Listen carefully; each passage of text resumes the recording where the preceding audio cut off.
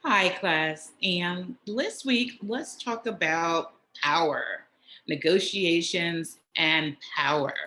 And what does that mean? I'm going to share my screen right quick with you. Let's see here.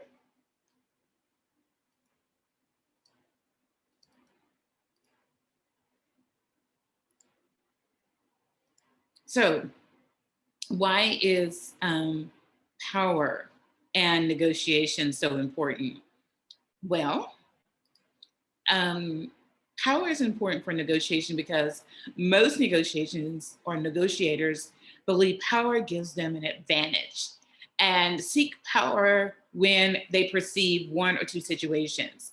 They believe that they currently have less power than the other party, or they believe that they need more power than the other party.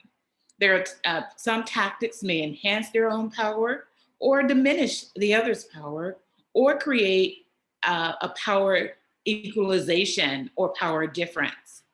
Motives relate to the use of tactics and used for two major reasons. Motives are as a way to gain advantage or block the other party's moves, or to create power equalization as a way to level the playing field. So that's two. Now, those less concerned with their power or equal power find negotiations proceeds with greater ease and simplicity. Now, a definition of power is, in a broad sense, people have power when they achieve their desires or get things done they the way that they want them to be done. So power over another means you can induce them to do things that you want them to do. Power can also mean how dependent a person is on another person, or power can range from benign to oppressive and abusive situation. Power may also be situational.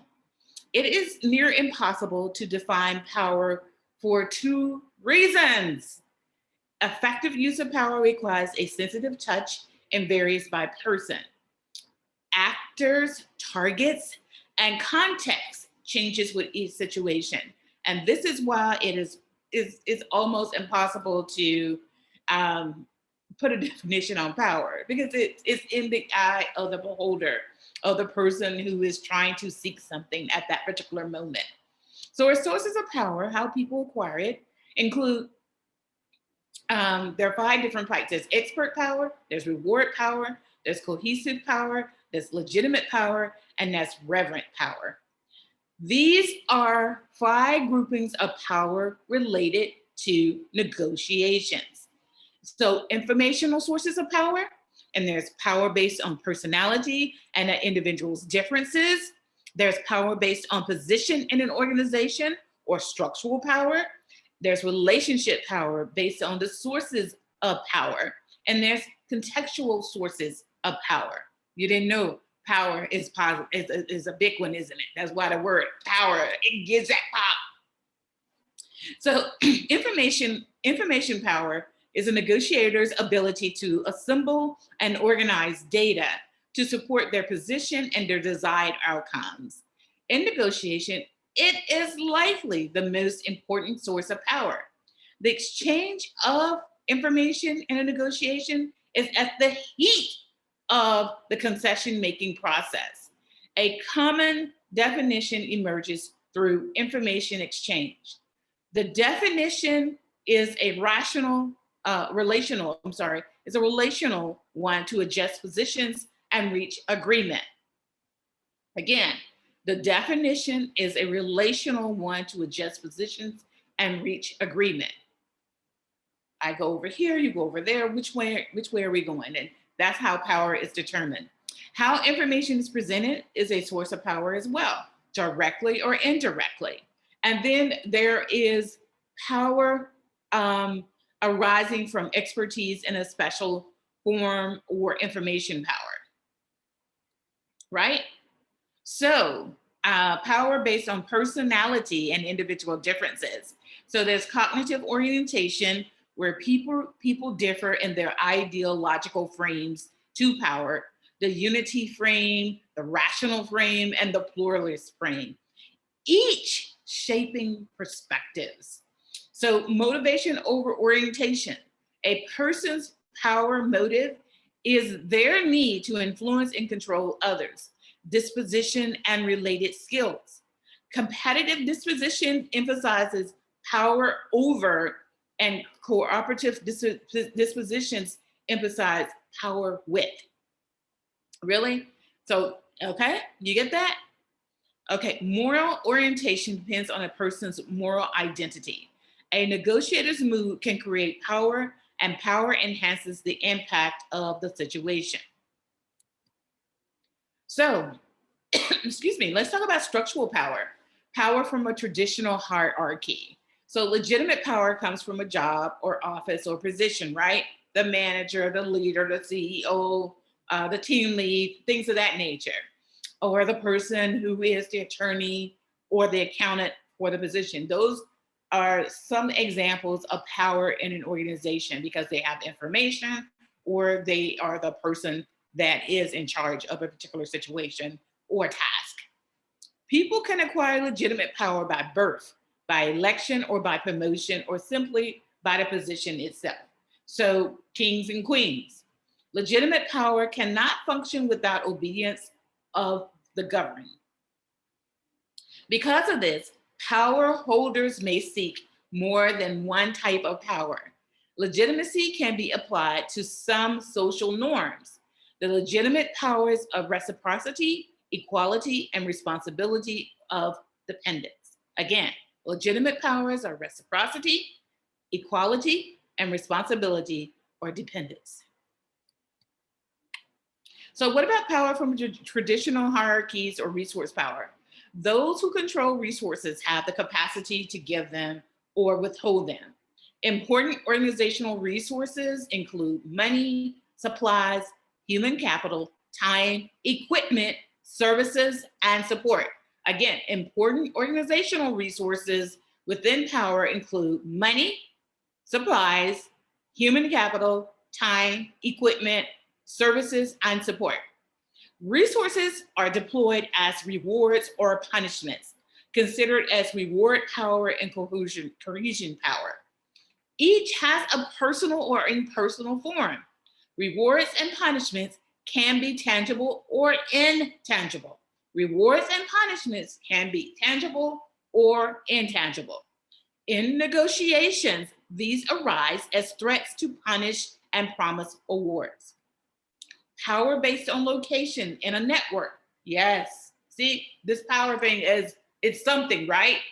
Power derives from critical resources flowing through a node. I'm sorry. In a network, the ties represent flows and connects the nodes. These three key aspects shape power. They tie strength, tie strength indicates strength or quality of relationships with others. Tie content is the resources that passes along the tie. And network structure is the overall set of relationships in the system. Centrality brings power as a node in integral to a certain flow of power. Criticality and relevance, being irreplaceable, is a key to keeping power. Flexibility, the role of the gatekeeper, controls access to key features or groups, and visibility of the task performance to others in the organizations. Membership is one or more um, uh, collaborations, coalitions that in the group. So as you can see on your slides in slide 8.1, if you have your slides from the book, you will see comparing organizational hierarchies and networks and the power that's within those. So power based on relationships, there are goal interdependencies, and these include cooperative goals that tend to shape the power with the orientation and competitive goals which lead to power over orientation. Now, reverent power is made salient when one party identifies a commonality in an effort to increase their power persuasiveness over the other. This can also have negative forms. Reverent power is used when parties seek to create distance or division between themselves and others, or label the other in some other way that may not be positive, to be honest with you. Contextual sources of power. Now, we talked about banta and natas. Having a strong banta increases the likelihood you will make the first offer. It increases your outcome, it gains leverage, and claim more value. For integrative outcomes, the reverse is true. Culture. Culture shapes the power. Culture shapes what power is seen as legitimate. Depends on what culture you come from. It would determine what power looks like. Power distance is a key dimension that distinguishes culture, especially cultures like Asian cultures, Russian cultures, or Indian cultures. You name the various cultures have their own way of looking at power. Agents, contingencies, and external audiences. Negotiations become more complex if acting as an agent and when there are multiple parties critiquing the outcome, like in organizations. I tell you, it's something. Consequences of unequal power. Now, research studies support the following findings. Differences in power and level of interdependence can lead to different conflicts, orientations, and behaviors. Parties with equal power are likely to engage in cooperative behavior, while parties with unequal power are likely to use threats and punishment. The more powerful party has the capacity to determine the outcomes, but does not necessarily use the power. Okay? The more powerful party has the capacity to determine the outcome, but does not necessarily use that power. That's unequal power. Now, dealing with others who have more power. Never do an all or nothing deal with them, okay? Make the other party smaller some type of way. Make yourself bigger some type of way. And build momentum through doing deals in sequence. Use the power of competition to leverage power. Constrain yourself. Good information is always a source of power. Ask many questions to gain more information and do what you can to manage the process. All right? So that's power. I know is quite interesting for us. There are several levels of power, and certain positions in a network have the names such as gatekeeper, star, liaison, linking pin. These are all people that can, from time to time, we hear about that they have power over a particular situation or what's going on. So power can be a dynamic thing, or is a dynamic thing. And so that's our information on power and negotiation. I hope you enjoyed that. Take care. I'm sorry I couldn't show the slides today, but you should have those slides, access to your slides with you.